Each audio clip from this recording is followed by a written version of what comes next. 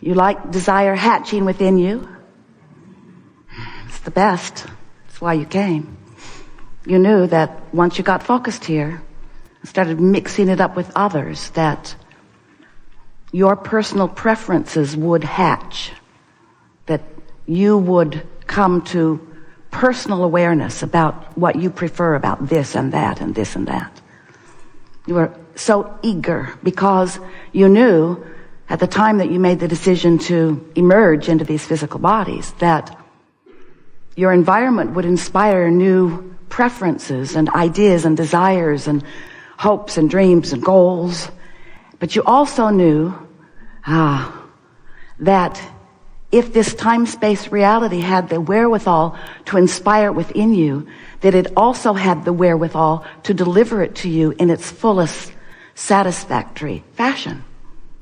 Not one of you said, I'll go and I'll find things that I want and then I will accept my lot in life. I'll stand among those who have not, feeling envy and hatred for those who have. Not one of you said that. You all knew that you were the creator, are the creator of your own reality. And that if an inspiration is born within you, that the full realization of it is not just possible, but certain. But sometimes along your way, you sort of got sidetracked from focusing upon what you wanted and started talking about why you didn't like the absence of it. Jerry and Esther sat on the front porch of their house a few years ago in San Antonio in the middle of a drought. Never happens to you, we know. And Esther said, Abraham, what can we do about bringing some rain? And we said, why do you want the rain? And Esther said, because the ground is parched and the bushes are thirsty and all of the little critters out there in the bushes are having a hard time finding water. And our gardens are suffering. And we said, you're not answering our question. We're asking you, why do you want rain?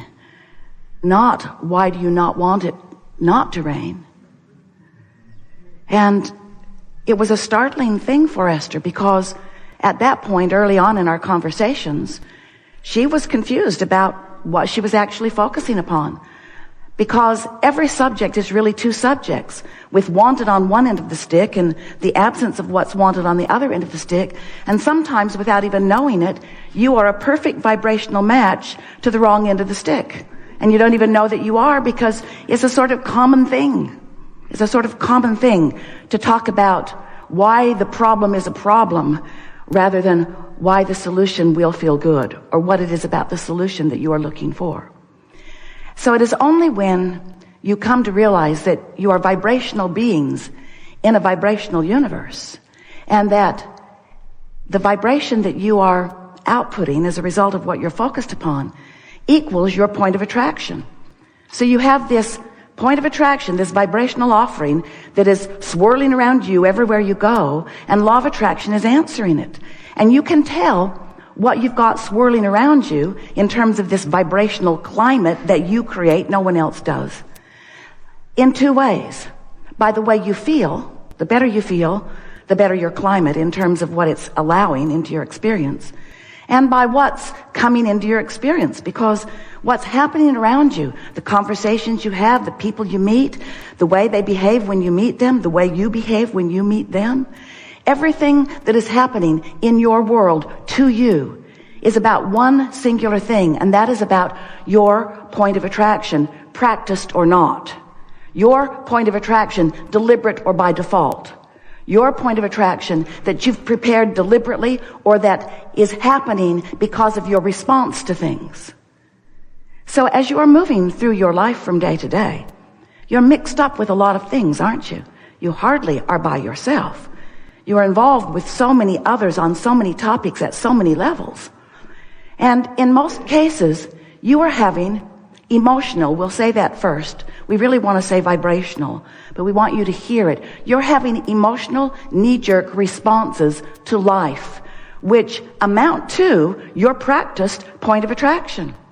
So the question that we want to put to you right off the bat today as we're getting started is this. Is your point of attraction, which is everything, it's the only thing that matters to you, is your point of attraction deliberate or by default? That's the first big question. But next we want to ask you, is your point of attraction something that you are offering because you've prepared the climate around you?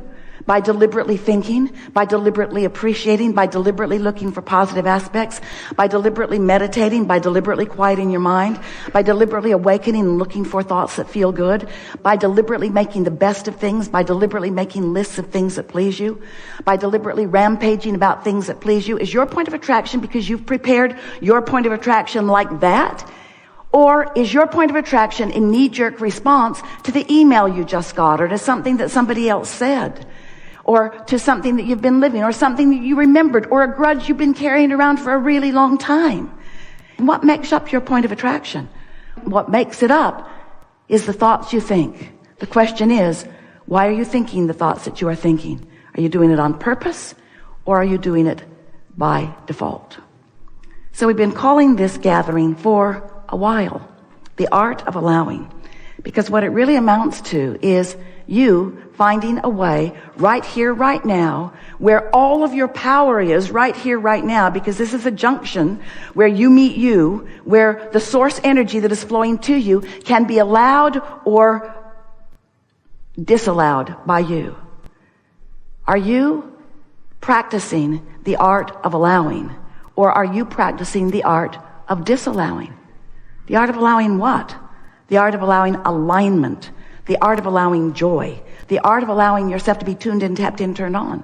The art of allowing yourself to be in sync with who you really are. The art of allowing yourself to be the true extension of the source energy that you are and that you were born to be. You're so much more than these physical bodies, these beautiful clumps on chairs. That's not all that you are. You're not even individual. You think you are, although you're sort of mashed in here together pretty good. But you're not even individual clumps on chairs. You are consciousness streaming into these physical bodies. You are an extension of source energy. And as you are here in this body, exploring the details and coming to your own personal conclusions of what you prefer, you're sifting through what we consider to be optimum variety or contrast that helps you to focus your ideas of who you really are and what you really want into fruition. So as you explore unwanted, it helps you to know wanted, and as you explore wanted, it helps you to know unwanted. In other words, you're synthesizing all of that into your perspective, into your opinion. But the question that we want to put to you in a way that you'll really hear it today is, does your opinion about most things harmonize or resonate with the opinion or the knowledge of the source within you? Another way of saying that is, do your opinions make your heart soar and sing? Or do your opinions make you angry and frustrated? Because, of course, you have free will to feel the way you want to feel about whatever. We're just saying that since it equals your point of attraction, we know it's a big price to pay to get everything in the world that you've ever wanted, to start tuning yourself to good feeling thoughts. We know that's hard. And the reason that it is, and we are not being sarcastic, we are being sarcastic. But the reason that we are being that way is because we want you to understand that while you absolutely do have free will to feel the way you choose to feel, that there is something that's going on in your world. It's this powerful law of attraction that manages everything, that amounts to, in a word, momentum. Because law of attraction says that which is likened to itself is drawn. So if you give your attention to something for just a little while, as little as 17 seconds, you cross a mark where more momentum ensues, measurable momentum.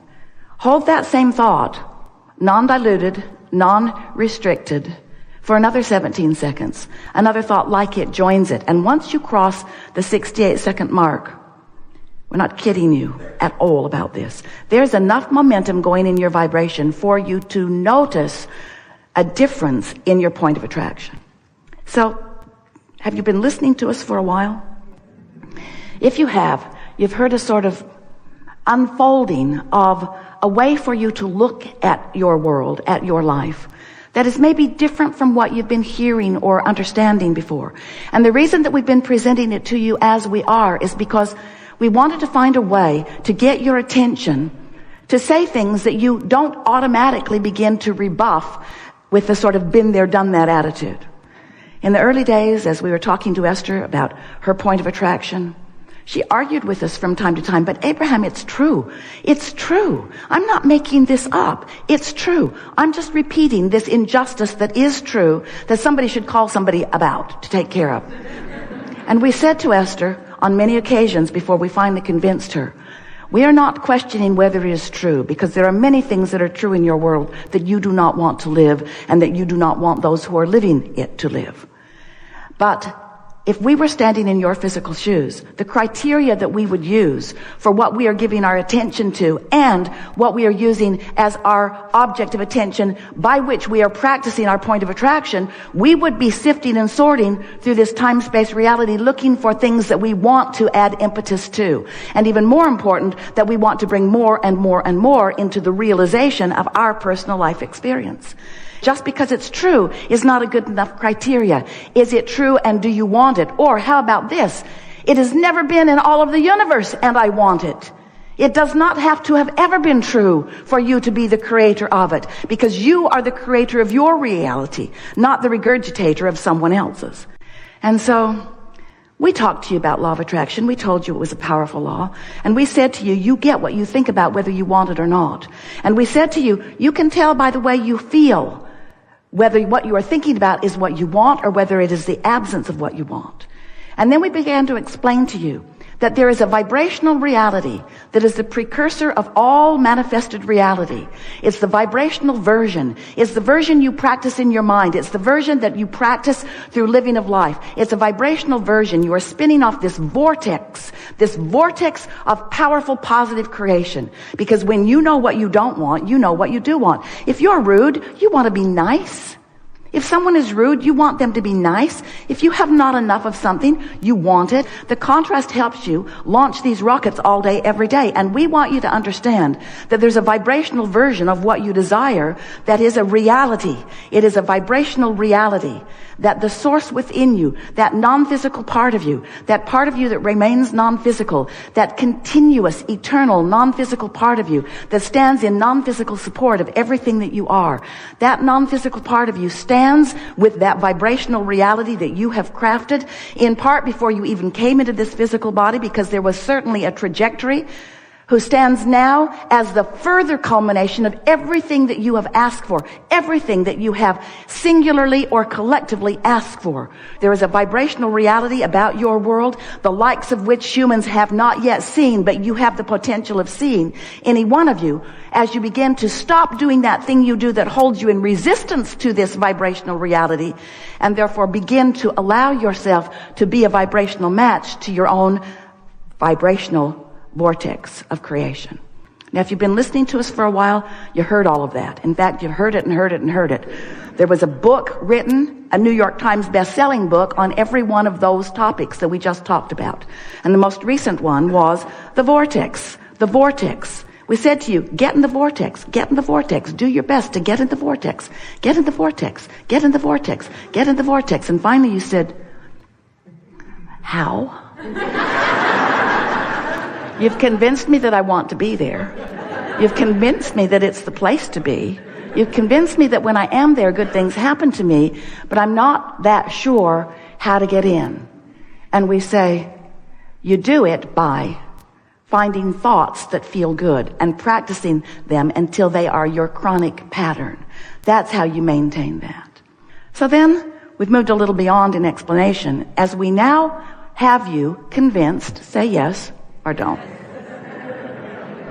Coercion is so satisfying and flies in the face of everything we know about law of attraction. So your vortex of creation is moving and gathering, and the source within you is there with